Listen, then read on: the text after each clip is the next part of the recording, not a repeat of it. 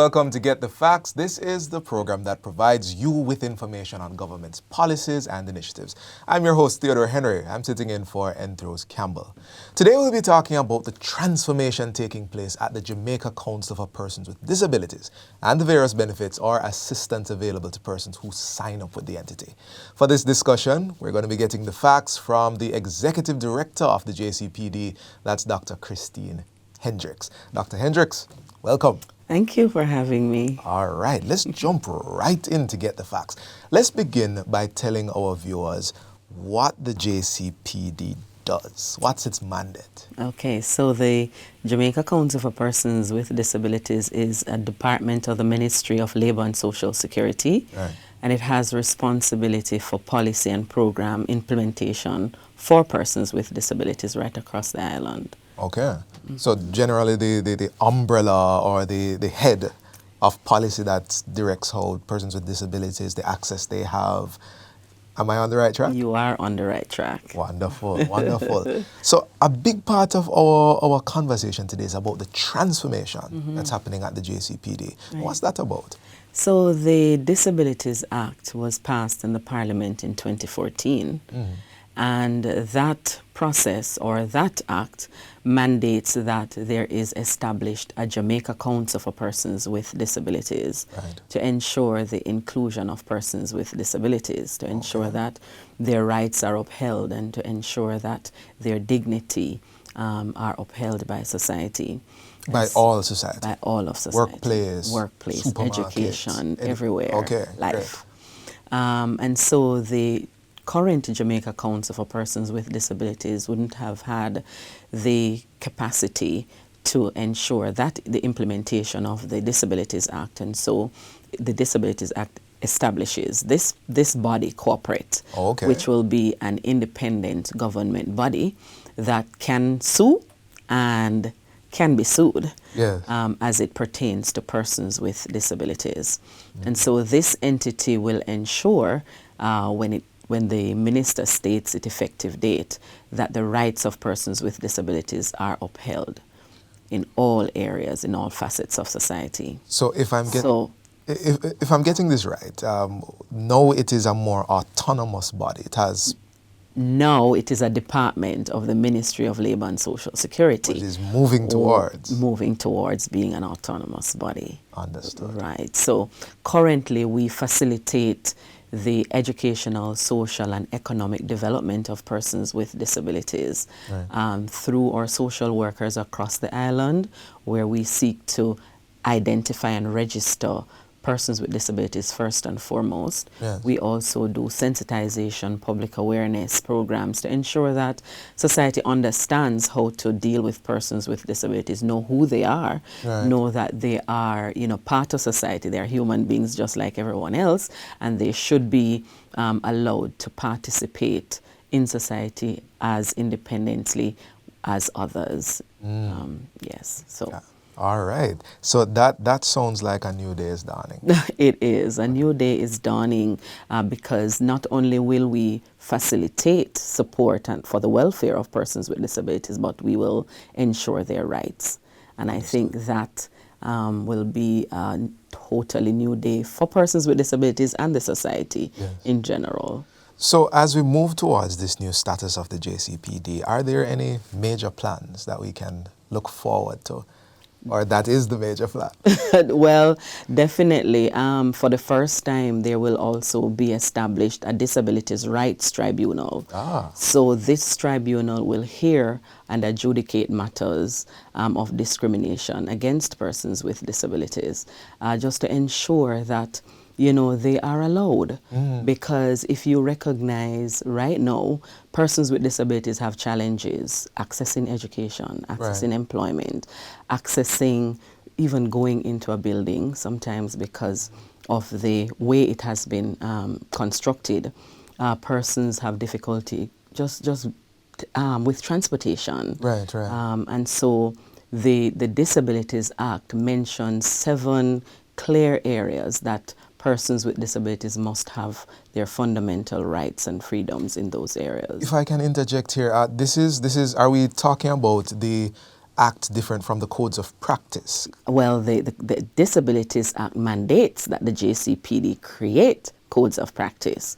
And these codes of practice are practical guidelines to society to help persons know exactly how do you do this inclusion stuff. So the code of practice for employment will outline how do you go about employing a person with a disability from the advertisement stage straight to retirement? What are the things that are involved? Similarly for education and training, what is included or what should be included in allowing a child to enter school and to participate and to take their exams with the different assistive devices and supports that they will require straight until they leave. So it won't, it no longer, I'm hearing two things and I'm very excited about these two things. Number one, there'll be somewhere that if I am a disabled person, I can go here to have a voice. Indeed. And number two, the society won't need to guess how employment happens, how access happens. There's a code of practice. Doc, can I call you Doc? Sure. Doc, we're going to take a break right now. We are talking to Dr. Christine Hendricks from the JCPD. She's the executive director, and we're going to continue getting the facts after this short break. Please don't go anywhere. Stay with us.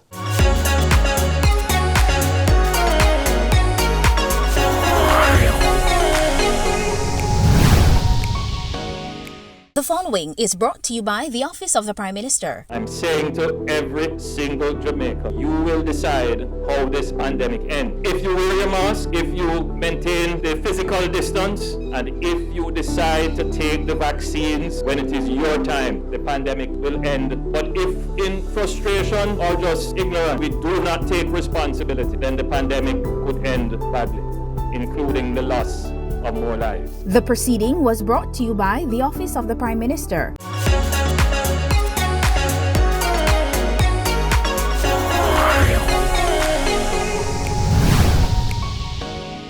Welcome back to Get the Facts. We're talking with Executive Director of the Jamaica Council for Persons with Disabilities, Dr. Christine Hendricks.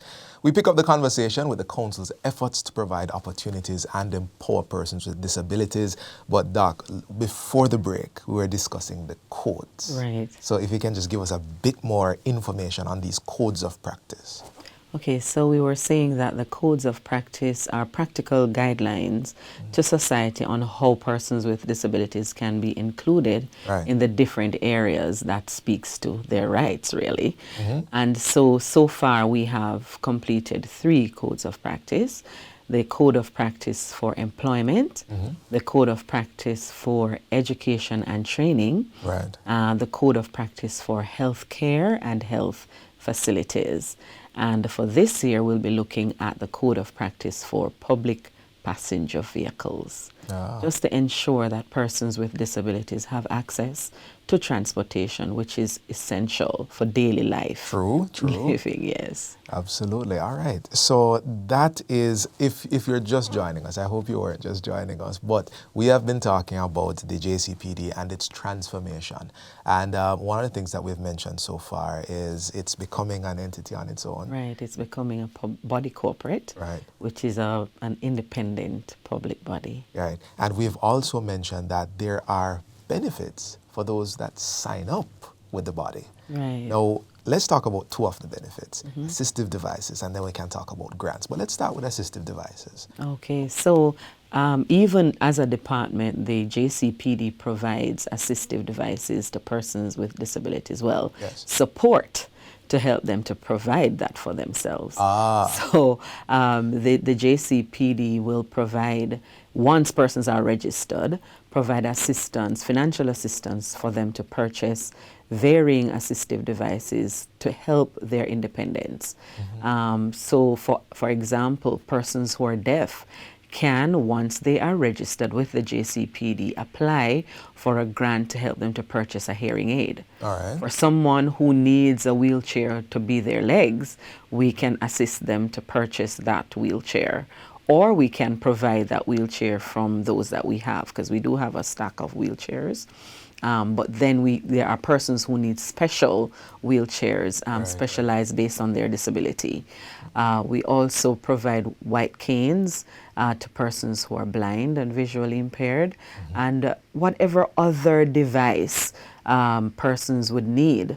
Once they are registered, they can apply to purchase. Now, the JCPD provides grants on 2 levels.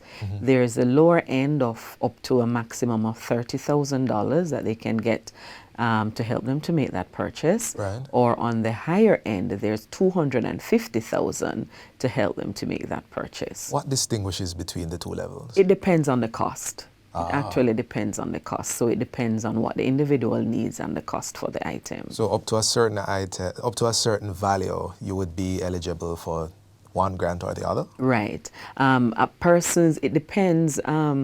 For persons who are applying for the $250,000 grant, that grant goes to an external committee to be vetted, for the case to be brought to the committee and for a decision to be made. For the $30,000, it does go to a committee, but that's an internal committee to the JCPD that reviews those applications and provides that support. Understood. Of course, there are criteria for each of the benefits. Well, that brings up an interesting question in my mind. You mentioned register. How do people register? The registration process is twofold. There is a medical report that has to be completed and that verifies that the individual does have a disability. Okay. Upon that verification, an application for registration form is completed. And the application form just tells you basic information about the individual. And that would include the name of their caregiver or next of kin. Right. That would be the person named to conduct business on behalf of children or an adult, depending on whether or not they can manage on their own or if they require support. We also collect information about their disability and what are the supports that they would require to ensure their independence in society, and perhaps what other benefits they are getting, so that we are aware of where, what's happening. Yes. With the individual. Understood. Doc, we are running out of time, but I want us to squeeze in just at the tail end as we get the facts. Is there support for economic empowerment? Indeed, and similarly to the assistive aid, there are 2 levels, maximum of $30,000 and a maximum of $150,000. So these grants are for persons who are business-minded. So if they want to start a mini business, sell 2-bag juice and, have a little stall, up to a $30,000. And for persons who may want to open a grocery shop, raise some chickens, there is the $150,000. And this is a one-time grant? Persons can access the economic empowerment grant once every 3 years, depending on what is happening. It's not automatic, but if persons want to expand at the end of 3 years, or they have fallen on hard times like what COVID has done, persons can apply and get that support. I understand. Everyone, you have been watching Get the Facts. Listen, the government is creating inclusion, and where every one of us, regardless of our ability, has a sense of belonging, a sense of, you can make life, you can work, you can raise families and do business. That's Vision 2030. Indeed. So we would love to talk more, but this is where we have to stop, Doc. And for more information, you can visit the JCPD's website, and let me make sure that I get the website URL correct. It's jcpdja.gov. jcpdja.com.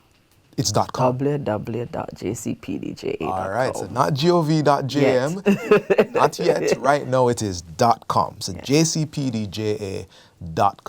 That you can visit there to learn more about everything that we've spoken about on Get the Facts today. Until next time, when Get the Facts brings you, as always, more information. I'm Theodore Henry, sitting in for Hendricks Campbell. We've had with us Dr. Christine Hendricks of the JCPD, Executive Director. Thanks for watching. Do take care.